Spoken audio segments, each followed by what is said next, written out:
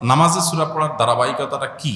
অনেকে বলে যে প্রথম রাকাতে নাকি সূরা ফাতিহা পড়ার পর যেই সূরা পড়ব দ্বিতীয় রাকাতে নাকি তার থেকে ছোট সূরা পড়তে হবে, তৃতীয় রাকাত এবং চতুর্থ রাকাতে আবার এর থেকেও ছোট।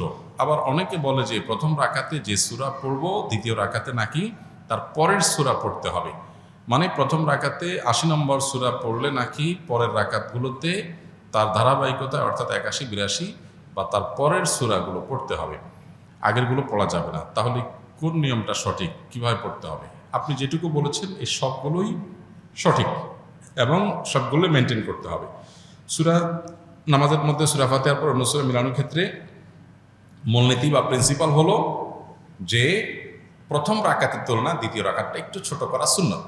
প্রথম রাকাতে যতটুকু কেরাত পড়বেন দ্বিতীয় রাকাতে কেরাতটা আরেকটু ছোট হবে, স্মল হবে, এটা সুন্নত।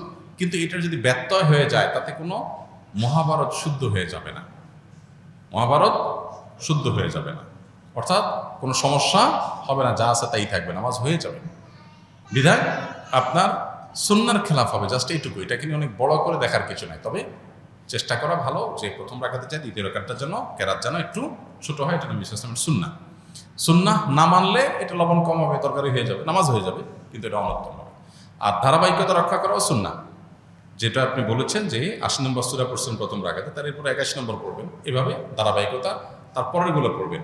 উল্টা দিকে পড়লে নামাজ হয়ে যাবে, কিন্তু ইচ্ছাকৃত এরকম করাটা মাকরুহ, ইচ্ছাকৃত এরকম করাটা অনুচিত, নামাজের কোয়ালিটি নষ্ট করবে।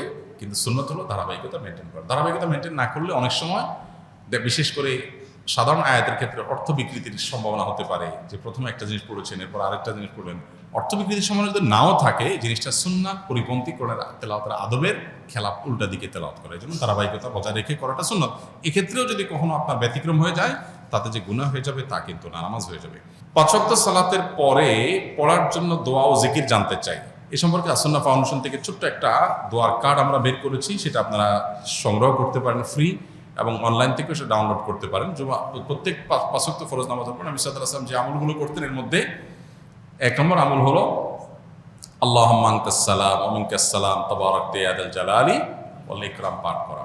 তারও আগে আল্লাহু আকবার, আল্লাহু আকবার, আল্লাহু আকবার, হ্যাঁ, আল্লাহু আকবার পাঠ করা, ইস্তিগফার পাঠ করা, আল্লাহু আকবার একবার, আস্তাগফিরুল্লাহ, আস্তাগফিরুল্লাহ, আস্তাগফিরুল্লাহ ৩ বার, আল্লাহু আকবার একবার, আস্তাগফিরুল্লাহ ৩ বার।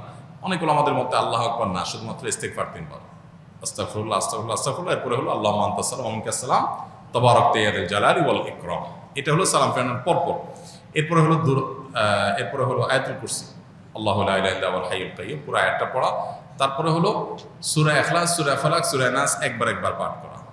এর পাশাপাশি আরেকটা আমল আছে, লা ইলাহা ইল্লাল্লাহু ওয়াহদাহু লা শারীকা লাহু লাহুল মুলকু ওয়া লাহুল হামদু ওয়া হুয়া আলা কুল্লি শাইইন কাদির, একবার পাঠ করা। আরেকটা আমল হলো আল্লাহুম্মা আইন্নি আলা যিকরিকা ওয়া শুকরিকা ওয়া হুসনি ইবাদাতিক, একবার পাঠ করা। আরেকটা আমল হলো লা ইলাহা ইল্লাল্লাহু ওয়াহদাহু লা ইলাহা ইল্লাল্লাহ ওয়া লা না'বুদু ইল্লা ইয়্যাহু লাহুন নি'মাতু ওয়া লাহুল ফাদলু ওয়া লাহুস সানাউল হাসান, লা ইলাহা ইল্লাল্লাহ মুখলিসিনা লাহুদ্দিন ওয়ালাউ কারিহাল মুশরিকুন, এটা একবার।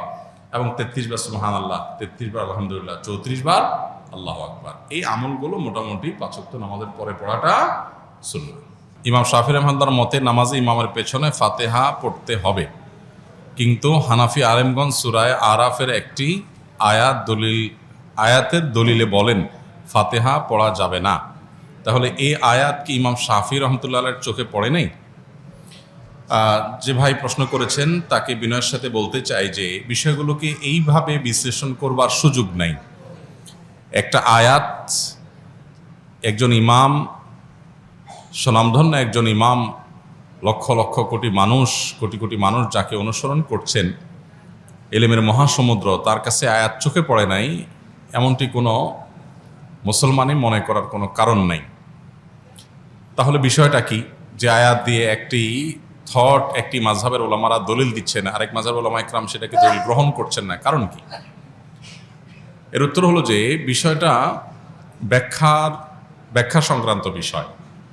কারণ ইমাম আবু হানিফা রাহিমাহুল্লাহ এবং তার অনুসারী অন্যান্য ওলামা ইকরাম যে আয়াত দিয়ে দলিল দিচ্ছেন, এই আয়াতকে তারা যে অর্থে নিচ্ছেন, ইমাম শাফিঈ রাহিমাহুল্লাহর কাছে ভিন্ন অর্থ, ভিন্ন ব্যাখ্যা আছে। একই কথার একাধিক ব্যাখ্যা, একাধিক অর্থ থাকে। এবং সেটার প্রেক্ষিতে মতভিন্নতা তৈরি হয়।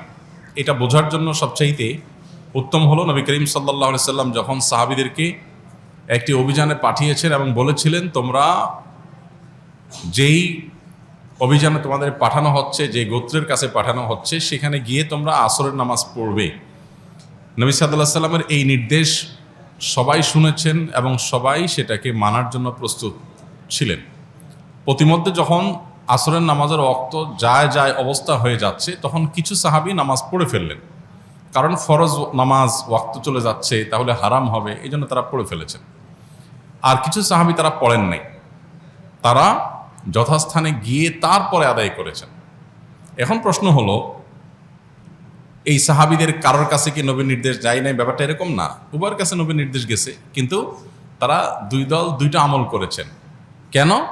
কারণ হলো একই নির্দেশকে বোঝার ক্ষেত্রে দুইটা দল ভিন্ন ভিন্ন বুঝ তাদের আছে। লাহু ফাহমুন অতিয়াহু রাজুলুন মুসলিম, যে কোনো মুসলিম, তাকে আল্লাহ তাআলা যে বিবেক, তাকে আল্লাহ যে বুদ্ধি সেন্স দিয়েছেন, সেটা দিয়ে তিনি বুঝেছেন। এখন যে সমস্ত সাহাবীরা আসর পড়েছেন, তাদের যুক্তি ছিল যে নবী সাল্লাল্লাহু আলাইহি ওয়াসাল্লাম আমাদেরকে তাড়াতাড়ি যেতে বলেছেন যাতে আসর সেখানে গিয়ে পড়া যায়। এর মানে এইটা না যে ওয়াক্ত শেষ হয়ে গেলেও আমরা নামাজ পড়ব না। তো এই জন্য নবীজির নির্দেশের মানে হলো তাড়াতাড়ি যাওয়া, যেন আসর সেখানে যে পড়া যায়। ওয়াক্ত চলে গেলে আমাদেরকে নামাজটা আগে পড়তেই হবে, সেজন্য তারা নামাজ পড়ে ফেলেছেন। আর যারা নামাজ ওই জায়গায় গিয়ে পড়েছেন ওয়াক্ত শেষ হওয়ার পরে, তাদের বক্তব্য ছিল নবী সাল্লাল্লাহু আলাইহি ওয়াসাল্লাম আমাদেরকে বলেছেন সেখানে গিয়ে আসর পড়তে, অতএব আমি সেখানে গিয়ে আসর পড়ব। তার কাছে আল্লাহর পক্ষ থেকে ওহী আসে, অতএব ওয়াক্ত আছে কি গেছে সেটা আমার দেখার দরকার না, নবীর নির্দেশ মানাটাই আমার কর্তব্য, আমি সেটা করেছি। দুইটাই আপন জায়গায় সঠিক। নবী সাল্লাল্লাহু আলাইহি ওয়াসাল্লাম এই সংবাদ শোনার পর দুই মতের উপর আমল করা কাউকেই তিনি ভৎসনা করেননি, তার মানে উভয়টাকে তিনি অ্যাকসেপ্ট করেছেন।